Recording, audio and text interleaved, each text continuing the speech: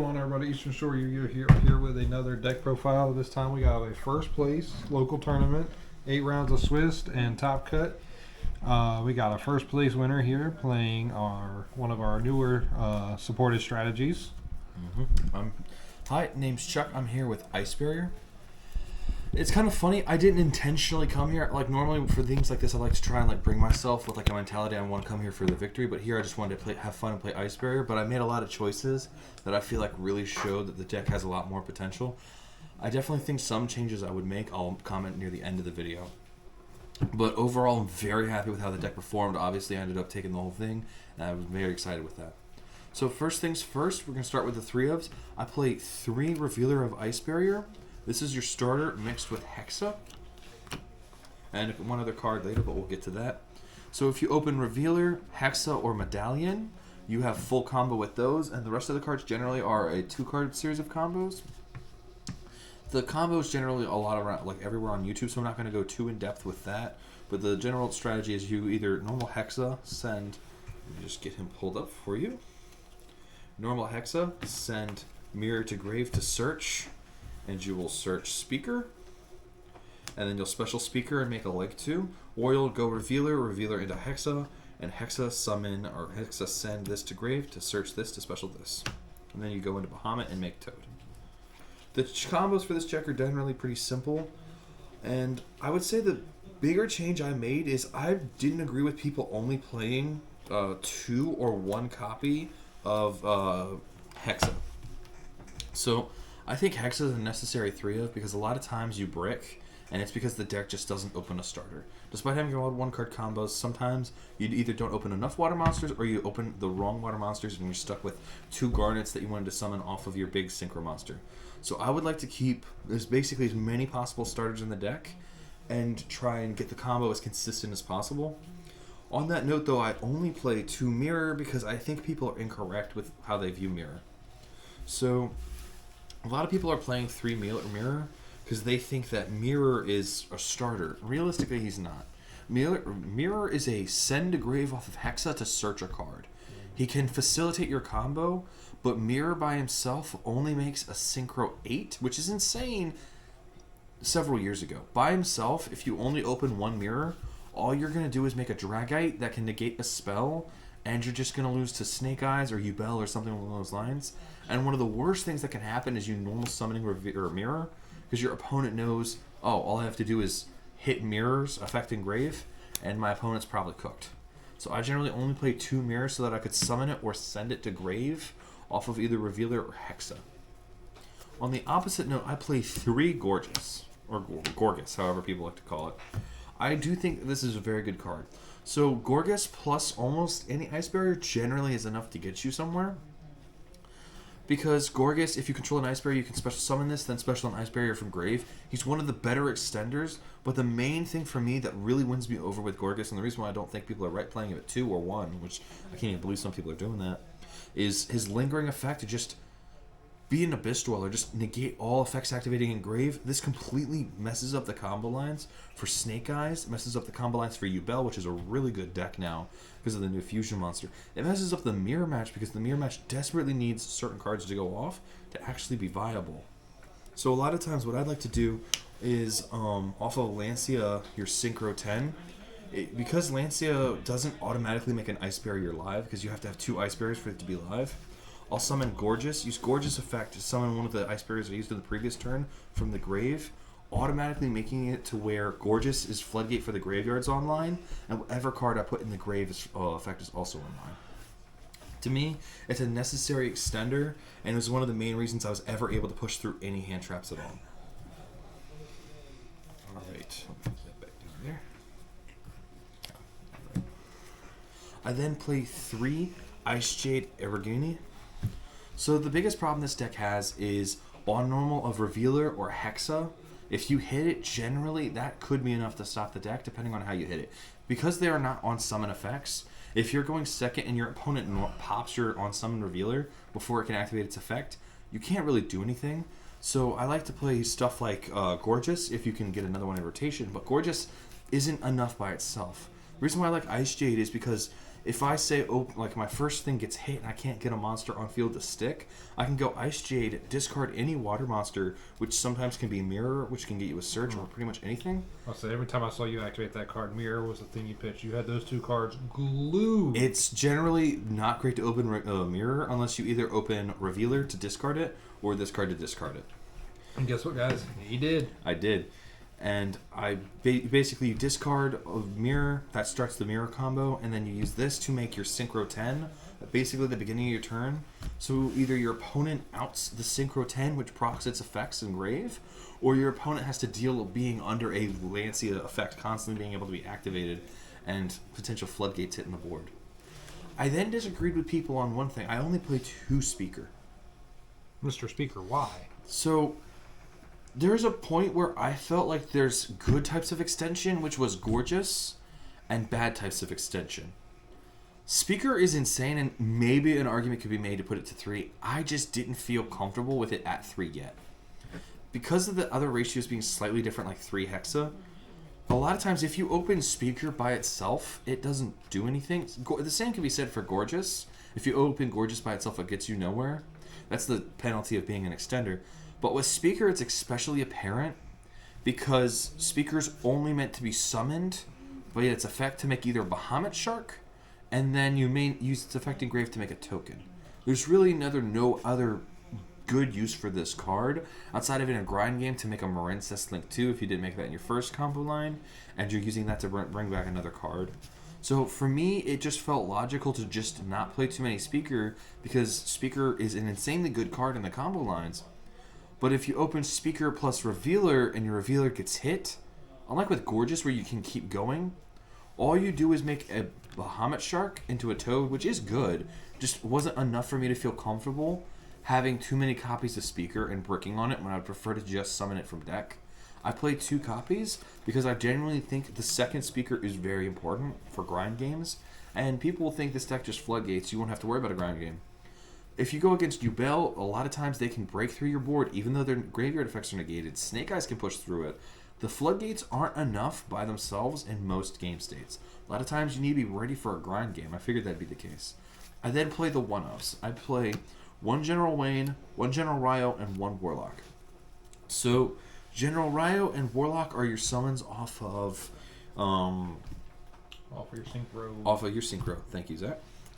So you basically, the combo line is, if you want to get this in Grave early, you'll search it, discard it, which is a lot of times what I did with, if I opened Mirror and a way to get Mirror in Grave, or if I opened Speaker plus Revealer, I would summon Hexa Foolish this, and then use Mirror's effect to grab the Ice Barrier spell, and then use the spell effect to revive this card.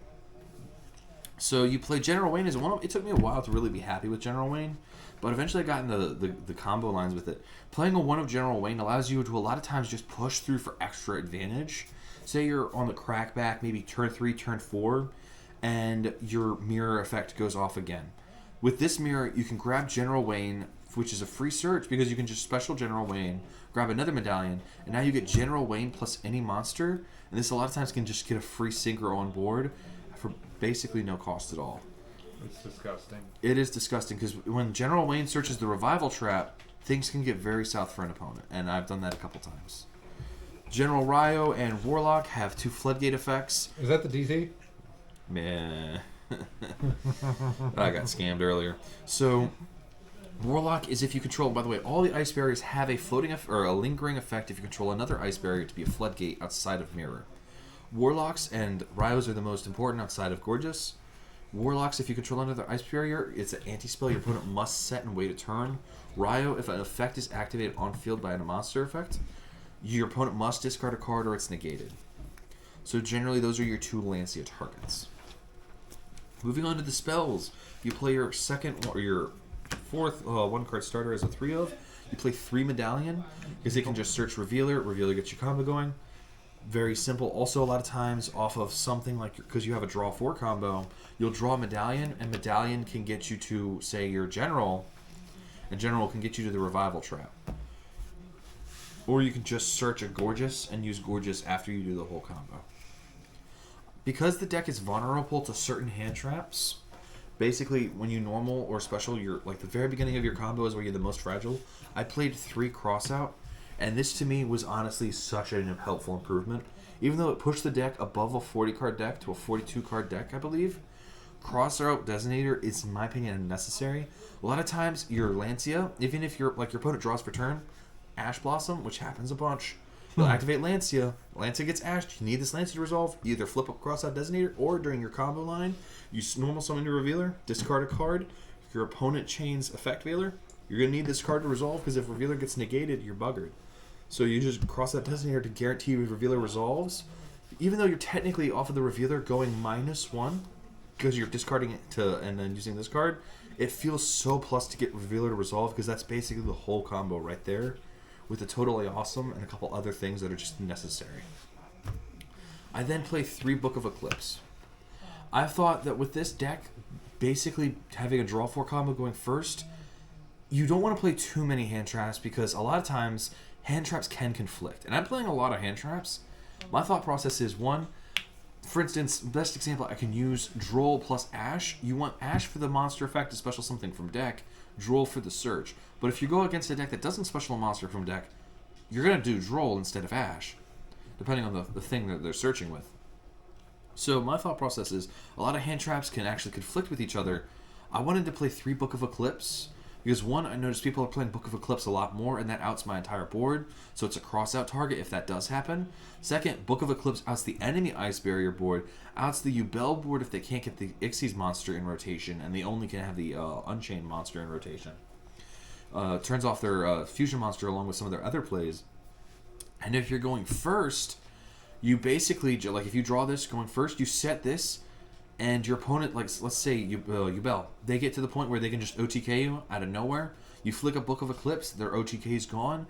You can do the crackback and pretty easily take the game from there. Or if you're up against Snake Eyes and you just can't stop the ability for them to get the Flameverge engraved, you can go Book of Eclipse on the Flameverge summon. The Flameverge face down. It does book all your cards, but completely ending an opponent's turn to me is more valuable. Mm-hmm. It definitely came up. I watched several of his matches, and that definitely came up. Book of Eclipse was an unsung hero of this deck, and it won me a lot of duels. I then move on to the one of spells. I played one of winds, one of chains.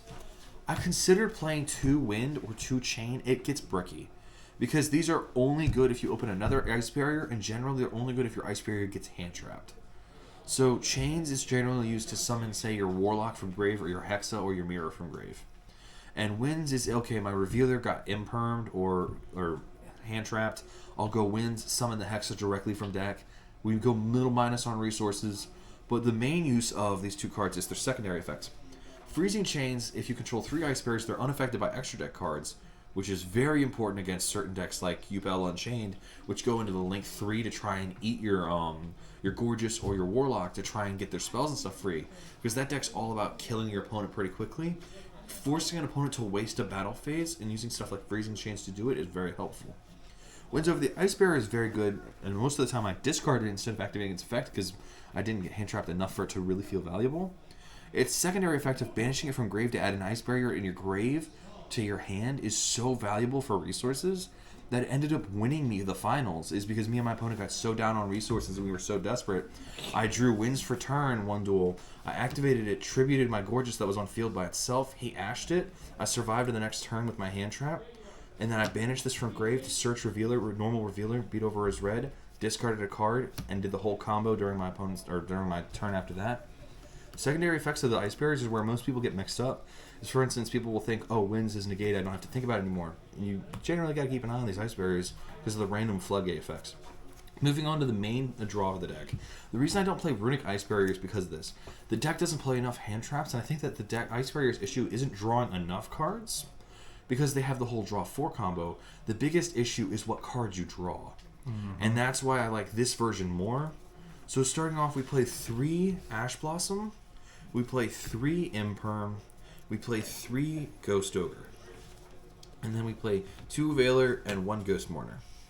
So the hand traps were picked for a couple different reasons. So Ash Blossom, Imperm are the most impactful along with Effect Veiler and Ghost Mourner against my deck. So I needed at least 1 Ghost Mourner for a cross-out target, because if I get Ghost Mourner at certain points, my turn just ends. Same with Ash Blossom and Imperm. I felt like Ghost Mourner of the 4 hand traps was the least viable for me because it was the least free. Like, I don't like hand traps that put really specific restrictions. Like, Ghost Mourner has a very specific restriction of on special, and a lot of times I just want to hit the card as soon as it hits the field like a normal summon. For instance, the best way to stop Snake Eyes, Yubel, and pretty much my deck is you hit their very first normal. I don't like to wait for the special. I liked Ghost Ogre because it's so valuable against Snake Eye if you hit their fields, or specifically Fire King Snake Eye, if they don't get the continuous spell in rotation. It's extremely good against Voiceless Voice, good against Ice Barrier if you hit their first card. It's good against a couple other decks, but to me, Ghost Ogre's best thing is paired with any hand trap. It generally is enough to get my opponent to pass turn. It was a very good card. Imperm is Imperm. It's the best hand trap in my opinion in the whole game because it plays under triple attack, plays under thrust, and just gets you free advantage. Plays under Shifter, which was a big issue I had at some points. I only played 2 Effect Failure because I wanted to play more of it because of all the hand traps. It's the only hand trap that's not a once per turn. I just couldn't find the realistic space because you don't want to play too many hand traps in this deck because you just brick on hand traps, which is not really a true brick because most of the time you can live to the next turn. Yeah. But you're down in resources and it never feels great. And because you draw 4 in this deck, I didn't think it was a bad... I thought that basically my thought process was, off of Croc, I want to at least draw 2 hand traps. The other 2 cards, I could discard off of Croc to pop a card. So I try to design the deck under that philosophy. I play 2 Effect Veiler because compared to these 2, I loved Effect Veiler a little more, felt a little more played. So in case I opened 1 Effect Veiler, I wanted to have the ability to still cross out, which happened a couple times. So that's all the stuff for the main deck. Let's see that extra deck. Alright.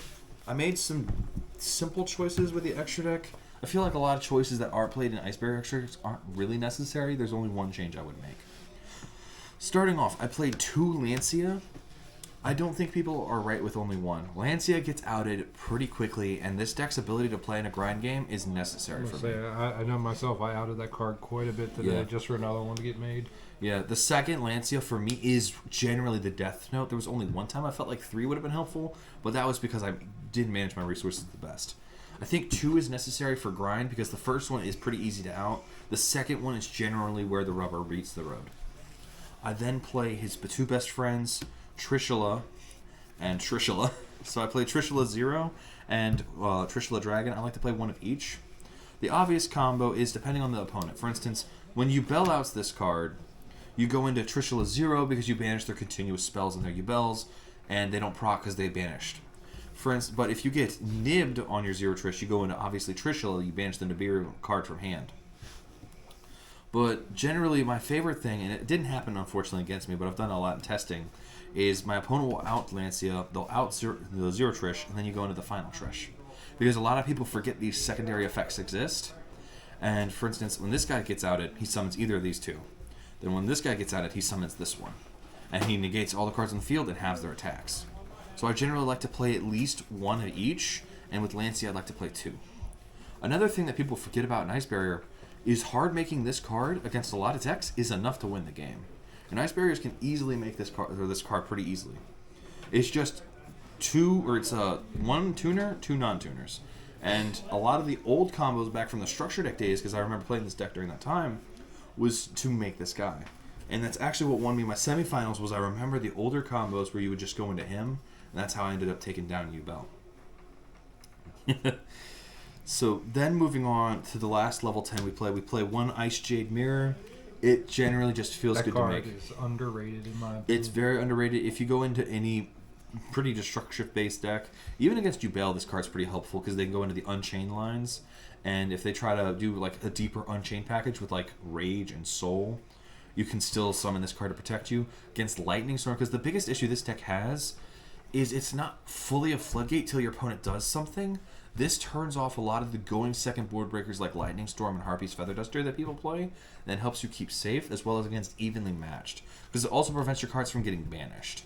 So when you're going first in game 2 and game 3, this card's a pretty important thing to make going for like the first turn, because evenly comes in way more than people realize, especially because people aren't technically prepping for it.